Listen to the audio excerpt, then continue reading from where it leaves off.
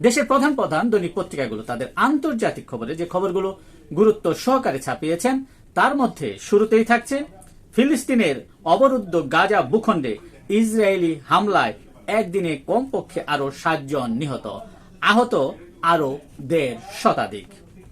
Saudi আরবের কাছে $100 billion অস্ত্র বেচবে যুক্তরাষ্ট্র। সূত্রটি বলছে আগামী মে মাসে ট্রাম্পের সফরের আগেই চুক্তিটি কার্যকর হতে পারে।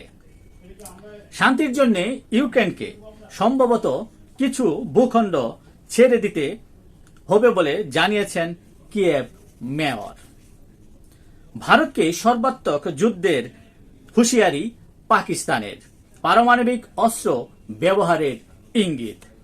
ভারতের অভিযোগ প্রত্যাখ্যান করে সিনেটে প্রস্তাব পাশ করল পাকিস্তান। এই ছিল দেশের প্রধান প্রধান দৈনিক পত্রিকার শিরোনামে উঠে আসা শীর্ষ সংবাদ, যা নিয়ে এতক্ষণ আপনাদের মাঝে উপস্থিত ছিলাম। আশা করি আপনাদের ভালোই লেগেছে। সার্বিক খবরের বিবেচনায় যদি আপনাদের কোনো অভিমত, অভিব্যক্তি, সমালোচনা কিংবা কোনো পরামর্শ থেকে থাকে তাহলে অবশ্যই কমেন্টসে জানাবেন।